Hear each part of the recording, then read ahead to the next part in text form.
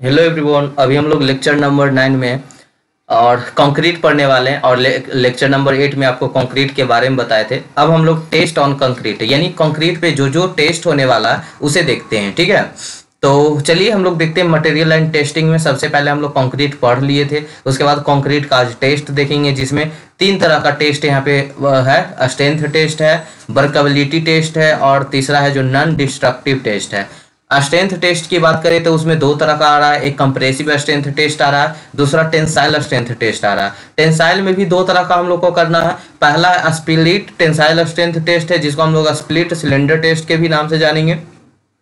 Modulus of rupture test है जिसको हम लोग फ्लेक्सुरल टेंसाइल स्ट्रेंथ के भी नाम से जानते हैं। ठीक है, तो चलिए बारी बारी से हम डिफाइन करेंगे सभी को। वर्कबिलिटी टेस्ट में सलम्प टेस्ट है, कंपैक्शन फैक्टर टेस्ट है, वीवी टेस्ट है और फ्लो टेस्ट है। ठीक है, उसके बाद नॉन डिस्ट्रक्टिव टेस्ट में रिबाउंड हैमर टेस्ट है, अल्ट्रासोनिक पल्स वेलोसिटी टेस्ट है और जो मैच्योरिटी टेस्ट है। सभी को बारी बारी से डिस्कस करेंगे। सबसे पहले हम लोग स्ट्रेंथ टेस्ट पे चलते हैं जिसमें फर्स्ट पॉइंट था कंप्रेसिव स्ट्रेंथ टेस्ट। ठीक है, स्ट्रेंथ टेस्ट में 2 तरह का था, कंप्रेसिव स्ट्रेंथ टेस्ट और टेंसाइल स्ट्रेंथ टेस्ट। टेंसाइल में भी 2 तरह का था, तो सबसे पहले कंप्रेसिव देख लेते हैं। कंप्रेसिव में क्या करते हैं कि सबसे पहले एक क्यूब लेते हैं। क्यूब का जो साइज होता है 150 mm into 150 mm into 150 mm into 150 mm का होता है। ठीक है, अच्छा 100 वाला भी होता है, 1 सेकेंड, 100 mm का भी होता है, 100 mm का भी होता है, 1 सेकेंड, 100 mm का भी होता है,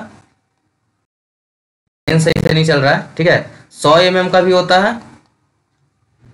लेकिन अच्छा इसे डिफाइन कब लेना है, जब इसका जो एग्रीगेट का साइज है 19 mm से ज्यादा हो। 19 mm से क्या हो, ज्यादा हो, तब 150 mm का लेते हैं। अगर 20 mm से कम हो, या ऐसा बोल सकते हैं कि 19 mm से ज्यादा 19 mm से कम, लेकिन 19 ना बोल के 20 mm का 20 mm से कम रहता है तो 100 इंटू 100 इंटू 100 का लिया जाता है। और 19 mm से ज्यादा रहता है, ज्यादा, ये क्या हो गया, कम। अगर 19 mm से ज्यादा, 19 mm ज्यादा का मतलब 20, 21, 22, 23 इस तरह से, तो 19 mm से ज्यादा हो तो 150 mm into 150 mm into 150 mm का क्यूब लेना है। अगर 20 mm से कम है, 19, 18, 17, तब हमको क्या लेना है, 100 mm into 100 mm into 100 mm का क्यूब लेना है। अभी इस क्यूब में हम लोग क्या करते हैं, क्यूब तो देखेंगे होंगे, लाइव देखे होंगे तो ठीक है, नहीं तो यहाँ पे देखिए इस तरह से क्यूब रहता है। ठीक है, इस तरह से क्यूब रहता है। इस क्यूब में हम लोग क्या करते हैं, कंक्रीट को फिल करते हैं। कंक्रीट हम लोग बनाते हैं, कंक्रीट को फिल करते हैं और कंक्रीट में 3 लेयर में फिल करते हैं। जैसे मान लीजिए यहाँ पे कंक्रीट बना लिए, कंक्रीट तो बना हुआ देखे होंगे सब।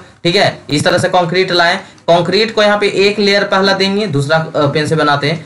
1 लेयर पहले फिल करेंगे, यहाँ पे 1 लेयर यहाँ पे देखिए भर दिए। अब 1 लेयर जो भरे हैं ना उसको कंपैक्शन करते हैं। कंपैक्ट कैसे करते हैं, एक रड रहता है 16 mm डायमीटर इंटू 600 mm का लेंथ का रहता है, उससे हम लोग 35 ब्लो क्या करते हैं, स्ट्रोक करते हैं, यानी कंपैक्ट करते हैं, दबाते हैं। ठीक है, ताकि एयर वॉइड्स क्या हो जाए, रिमूव हो जाए। 150 mm का क्यूब ले रहे हैं तो कितना बार करना है, 35 बार, मतलब 35 बार इसको क्या करना है, दबाना है। रड लेके ऐसे से ऊपर से क्या करना है, 35 बार दबाना है। अगर 100 mm वाला रहेगा तो 25 बार, कितना बार करना है, 25 बार। फिर उसको क्या कीजिए, 1 दिन के लिए छोड़ दीजिए। फिर क्या कीजिए, मोल्ड को हटा दीजिए, यानी क्यूब को बाहर निकालिए, फिर पानी में डालकर 7 दिन पे, 14 दिन पे, 28 दिन पे उसको क्या करना होता है, टेस्ट करते हैं। ठीक है, IS कोड किसके अकॉर्डिंग किया जाता है, 516-9059 के अकॉर्डिंग किया जाता है। ठीक है, इतना जो डायमेंशन बताया इसी को आपको क्या करना है, एग्जाम में लिखना है कि मेरे पास ऐसे ऐसे लिखना है। सुनिएगा ध्यान से, आपको एग्जाम में लिखने के लिए सिखा रहा है, बाकी लैब तो आपको कॉलेज वाला ही करवाएगा। तो कंप्रेसिव स्ट्रेंथ टेस्ट में क्या क्या लिखना है कि कंप्रेसिव स्ट्रेंथ टेस्ट के लिए हम लोग एक क्यूब बनाते हैं। एक क्यूब नहीं, ऐसे 9 क्यूब का होता है, लेकिन हम लोग 2-3 से ही प्रैक्टिस करते हैं कॉलेज में। तो लिखना है 9 क्यूब बनाएंगे। ठीक है, सेम साइज का। उसमें क्या करना है कि या तो आप 150 mm इंटू 150 mm का लीजिए, या 100 mm इंटू 100 mm का लीजिए, 100 mm into 100 mm into 100 mm का लीजिए। और 150 वाला कब लेना है, जब 19 mm से ग्रेटर रहे, एग्रीगेट का साइज अगर 19 mm से ज्यादा है तो 150 वाला लेना है। अगर 20 mm से कम है तो कितना का लेना है, 100 mm वाला लेना है। ठीक है, इसके बाद क्या करना है, इसमें कंक्रीट फिल करना होता है। कंक्रीट फिल करने के बाद 35 स्ट्रोक ब्लो करना होता है, मतलब 35 बार इसको दबाना होता है। कंपैक्ट करना होता है, कंपैक्शन करना होता है। कंपैक्शन का मतलब समझते हैं ना, कि उसको ऊपर से दबाना। ठीक है, रड लेके चारों तरफ से दबाएं। 3 लेयर में भरते हैं। कितना लेयर में भरते हैं? 3 लेयर में, ठीक है। एक लेयर दिए, फिर 35 बार किए, फिर दूसरा लेयर दिए, फिर 35 बार किए, फिर तीसरा लेयर करेंगे, फिर 35 बार करेंगे, ठीक है। इस तरह से 3 लेयर में इसको करके, और 35 कब? जब 150 mm का रहेगा तब, और 25 बार कब? जब 100 mm का रहेगा तब। इस तरह से उसको एक दिन के बाद उसको रिमूव करके फिर उसको हम वाटर में डाल देते हैं। वाटर का कितना डिग्री सेल्सियस होना चाहिए? 27 डिग्री सेल्सियस होना चाहिए, +-2 हो सकता है, मतलब 29 से लेके 25 तक, ठीक है। बस यही था मेन पॉइंट, इसी को लिख दीजिएगा, आपको फुल नंबर दे दिया जाएगा। तो देखिए कैसे लिखना है, यहाँ पे लिखा हुआ भी है कि this is conduct determine the compressive strength of concrete by testing the cube of size 150 mm when aggregate are greater than 90 mm। 90 mm से ज्यादा है तब हम 150 mm का क्यूब यूज करते हैं। We need to cast 100 mm cube, the size of aggregate is less than 20 mm। और 100 mm का कब लेते हैं? जब एग्रीगेट का साइज 20 mm से कम होता है तब, ठीक है। Some time we need to cast a cylinder of size, कभी कभी हम लोग सिलेंडर बना, मतलब सिलेंडर का भी बनाते हैं, जैसे क्यूब बना रहे थे ना, उसी की जगह सिलेंडर भी बनाते हैं। उसका साइज कितना होता है? 300 mm into 150 mm। 300 into 150 mm। अच्छा, ये तो हम लोग क्या बोलेंगे, टेंसाइल टेस्ट करेंगे, वहां पे भी बनाएंगे, ठीक है। ये 150 mm का हो गया, ये कितना mm का? 300 mm का। Strength of concrete is depend upon the shape and size of the aggregate. Strength, जो कंक्रीट का स्ट्रेंथ है वो किस पे डिपेंड करता है? एग्रीगेट के साइज पे डिपेंड करता है और शेप पे भी डिपेंड करता है, ठीक है। अच्छा, क्यूब को क्या करते हैं? क्यूब को हम लोग कंप्रेशन टेस्टिंग मशीन में, मतलब सीटीएम में डालते हैं। सीटीएम में 14 न्यूटन पर mm स्क्वायर से लोड उस पे देते हैं। उसके बाद देखते हैं कि उसको फ्रैक्चर हो रहा है, यानी वो फेल हो रहा है या नहीं हो रहा है, ठीक है। अच्छा, एक यहाँ से क्वेश्चन एराइज होगा कि अगर हम साइज ऑफ क्यूब को बढ़ाते हैं तो उसके स्ट्रेंथ पे क्या डिपेंड करेगा? तो देखिए, साइज को अगर हम बढ़ाते गए, पहले 100 mm का था, फिर 150 mm का था, फिर 200 mm का था, तो इसका स्ट्रेंथ क्या होगा? डिक्रीज होगा, ठीक है। स्ट्रेंथ डिक्रीज होते जाएगा। अगर हम साइज को बढ़ाते जाएंगे तो इसके स्ट्रेंथ में डिक्रीज हो जाएगा, ठीक है। पहले साइज है तो पहले साइज को ऐसे कर देते कि साइज को हम क्या करते गए? बढ़ाते गए, ठीक है। साइज को बढ़ाते गए तो स्ट्रेंथ क्या होगा? तो स्ट्रेंथ इसका क्या हो जाएगा? घटते जाएगा, जैसे जैसे बढ़ते जाएगा। मान लीजिए कि देखिए यहाँ पे लैंग्वेज में लिखा हुआ है, एक second. If size of cube is increases then strength decreases due to plate restraint. अगर हम साइज ऑफ क्यूब को क्या करते हैं? इंक्रीज करते हैं, तो उसका स्ट्रेंथ क्या होगा? डिक्रीज होगा। Next point, the strength. और स्ट्रेंथ किस किस चीज पे डिपेंड करता है? तो साइज पे डिपेंड करता है, शेप पे करता है, एंग्युलरिटी नंबर पे डिपेंड करता है, कोर्स एग्रीगेट के, ठीक है। कोर्स एग्रीगेट के साइज, शेप एंड एंग्युलरिटी नंबर पे डिपेंड करता है। कंक्रीट फेल्यूर कब होता है, कैसे होता है, मतलब कब बोलेंगे कि कंक्रीट फेल कर गया? जब bond failure of bond stone and mortar और स्टोन के बीच में सेपरेट हो जाए, फेल्यूर हो जाए, बॉन्ड टूट जाए, तब हम लोग बोलते हैं कंक्रीट फेल हो गया, ठीक है। यानी ऐसे बना हुआ स्ट्रक्चर है, इसमें कंक्रीट है, ऐसे ऐसे क्या बोलते हैं? एग्रीगेट है और बीच में मोटार है, तो मोटार अलग हो गया किससे? कंक्रीट से। बॉन्ड खत्म हो गया, तब बोलते हैं कंक्रीट क्या हो गया? फेल हो गया। अब आते देखिए, तो इतना लिख दीजिएगा, बस इतना ही लिखना आएगा कंप्रेसिव टेस्ट के बारे में लिखने के लिए। तो यही सब आपको मेनली पॉइंट लिखना है, जो पॉइंट सुने हैं, ठीक है। अब आते हैं टेंसाइल स्ट्रेंथ के बारे में। टेंसाइल स्ट्रेंथ क्या है? तो दो तरह के हम लोग देखे थे। पहला में देख रहे थे कि टेंसाइल स्ट्रेंथ दो तरह का था। एक स्प्लिट टेंसाइल स्ट्रेंथ था, जिसको स्प्लिट सिलेंडर टेस्ट भी बोलते हैं, और दूसरा आपका क्या था? रप्चर था, या क्या उसको बोलते हैं? फ्लेक्सुरल था, ठीक है। दो तरह का था आपका। एक सेकेंड, कहाँ चला गया? ये मॉड्यूलर ऑफ रप्चर टेस्ट है और दूसरा फ्लेक्सुरल टेंसाइल टेस्ट है। तो दोनों का भी बारी बारी से हम लोग देखते हैं। पहला टेंसाइल स्प्लिट टेंसाइल स्ट्रेंथ है। स्प्लिट टेंसाइल स्ट्रेंथ में हम लोग क्या करते हैं? सबसे पहले एक सिलेंडर बनाते हैं। सिलेंडर का जो साइज होता है, अभी जस्ट पीछे भी बता रहे थे कि सिलेंडर का जो साइज होता है 150 mm इसका डायमीटर होता है, 300 mm इसका क्या होता है? लेंथ होता है। ऐसा हम लोग क्या बनाएंगे? एक सिलेंडर बनाएंगे, सिलेंडर को फिर वाटर में डाल देंगे। 7 दिन के बाद, 14 दिन के बाद, 28 दिन के बाद इसका टेस्ट करते हैं, ठीक है। उसको 14 दिन के बाद, 28 दिन के बाद पानी से निकालकर इसका टेस्ट करेंगे। मशीन का नाम है यहाँ पे यूटीएम, यूनिवर्सल टेस्टिंग मशीन पे इसका क्या करेंगे? टेस्ट करेंगे, ठीक है। साथ में क्या करते हैं ना, सिलेंडर को रखते टाइम यहाँ पे एक प्लाई वुड भी डाल देते हैं, ठीक है। ये मशीन का प्लेट अपर प्लेट है, ये मशीन का लोअर प्लेट है। यहाँ पे एक प्लाई वुड डाल देते हैं यहाँ भी, ताकि ये बढ़िया से वहां पे क्या कर सके? ग्रिप कर सके, ठीक है। तो प्लाई वुड डाल देते हैं यहाँ पे। ये सिलिंड्रिकल स्पेसिमेन है, मतलब सैंपल है सिलेंडर का, जो सिलेंडर बना है। और कैसा रखेंगे? लॉन्गिट्यूडनल रखते हैं हम लोग, ठीक है।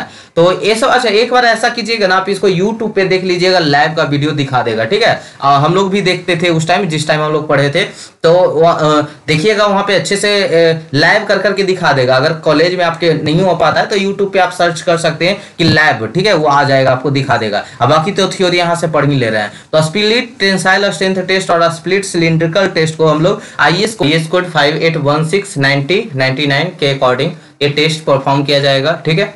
तो बाकी देख लेते हैं अब थ्योरी में। This is an indirect test और determining tensile strength of the concrete by applying compressive load on the standard cylindrical specimen 1.2 newton पर mm² पर मिनट टिल फेल्यूर। फेल्यूर तक हम पर मिनट 1.9 न्यूटन पर mm² से लोड देते रहते हैं, ठीक है।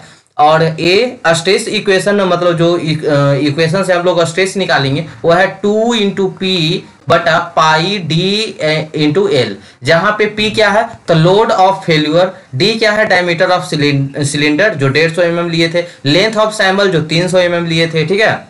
अब पाई तो आपको पता ही है, तो यहाँ से हम लोग क्या निकाल लेंगे, स्ट्रेस निकाल लेंगे। और एक important point, tensile strength of concrete जो होता है 10 to 12% of its compressive strength होता है, ठीक है। जो कंक्रीट का जो कंप्रेसिव स्ट्रेंथ है उसका 10 से 12% ही क्या होता है, टेंसाइल स्ट्रेंथ होता है। ये बहुत ही इंपॉर्टेंट पॉइंट है, बहुत ही आपको जरूरी है। कोई भी पूछ सकता है आपको कि जो कंक्रीट का जो कंप्रेसिव टेंसाइल स्ट्रेंथ होता है, कंप्रेसिव स्ट्रेंथ का कितना होता है, तो 10 से 12% ही होता है, ठीक है। चलिए अब आते हैं, दूसरा पॉइंट था आपका मॉडुलर ऑफ रप्चर टेस्ट और फ्लेक्सुरल टेंसाइल स्ट्रेंथ। इस टेस्ट में क्या करते हैं, this is an indirect test for measurement of tensile strength of concrete which measure failure of load and unreinforced beam against bending conductive this test a beam of size 150 into 150 into 700 mm और 100 into 100 into 500 mm। यहाँ पे जो आपका cube लेना है, ऐसा देखिए, वहां पे सिलेंडर ले रहे थे, यहाँ पे सिलेंडर लेना नहीं होता है। यहाँ पे इस तरह से एक क्या बोलते हैं उसको, क्यूबाइड होता है, मतलब कि इस तरह से लेंथ में रहेगा ऐसे करके, ठीक है, इस तरह से रहेगा, इस तरह से रहेगा। इसका जो होगा 150 इंटू 150 इसका क्रॉस सेक्शन रहेगा, 150 इंटू 150 इसका क्रॉस सेक्शन रहेगा, और लेंथ कितना का रहेगा, 700 mm का रहेगा। बात को समझ पा रहे हैं आप? एक ऐसा मतलब कि क्यूबाइड रहेगा, जैसे ईंट रहता है ना, ईंट उसी तरह से रहेगा, ठीक है, ईंट रहता है उसी तरह से रहेगा, इस तरह से रहेगा। और ये जो क्रॉस सेक्शन आपको दिख रहा है आगे 150 इंटू 150 mm इंटू 150 mm रहेगा, और लेंथ जो रहेगा 700 mm का रहेगा। तो इसी में दो तरह का आएगा, एक तो 100 इंटू 100 mm इंटू 500 mm रहेगा। ये दोनों को अलग अलग बना देते हैं, इसको 100 इंटू 100 का बना देते हैं, ये 500 का बना देते हैं। ये 150 इंटू 150 इंटू 700 mm का है, ये 100 इंटू 100 इंटू 500 mm का, ठीक है। यानी क्रॉस सेक्शन इसका 100 इंटू 100 का रहेगा, लेंथ 500 रहेगा, ठीक है। अब इसको क्या करना है, इसको हम सीटीएम में डालते हैं, ठीक है।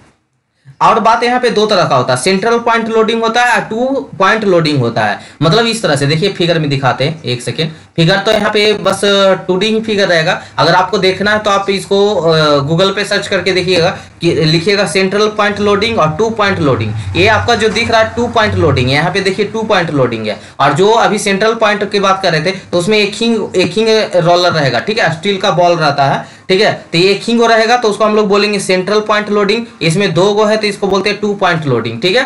तो 2 पॉइंट लोडिंग पे हम टेस्ट कर रहे हैं ये वाला।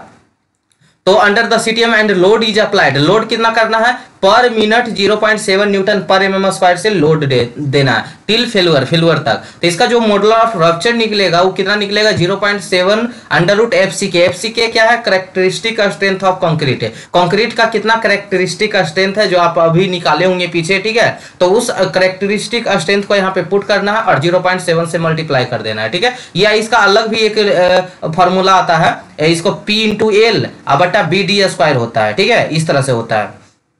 तो वो फार्मूला तो यहाँ पे नहीं लिखा हुआ है, बस ये फार्मूला लिखा हुआ कैरेक्टरिस्टिक स्ट्रेंथ वाला, इसलिए लिखा हुआ है कि एग्जाम में जो आपका ऑप्शन देता है तो यही वाला फार्मूला का देता है ऑप्शन MCQs में, ठीक है। चलिए, तो ये आपका हो गया उसके बाद कुछ नोट पॉइंट देख लेते। If size of a stone aggregate less then 90 mm, अच्छा वही वाला कहानी जो अभी इसके पीछे हम लोग देख रहे थे कि अगर 150 mm into 150 mm into 150 mm रहता था, कब लेते थे? जब 19 mm से इसका एग्रीगेट का साइज 19 mm से क्या होता था? ज्यादा होता था। अगर 19 mm से कम रहता था तो क्या लेते थे? 100 इंटू 100 इंटू 100 का लेते थे। वहां पे 20 लिखा हुआ था, 19 या 20 बात लगभग सेम ही हुआ कि 19 से अगर ज्यादा है तो लेंगे 150, 19 से अगर कम है तो लेंगे 100 इंटू। वही सेम चीज यहाँ पे कि if size of a stone aggregate less than the 19 mm will we have to cast 100 into 100 into 500 mm का। अगर वही size of stone aggregate more than 1900 mm से रहे, 1900 mm से ज्यादा रहे तो 150 इंटू 150 इंटू 700 mm का स्पेसिमेन यूज करेंगे, मतलब सैंपल यूज करेंगे।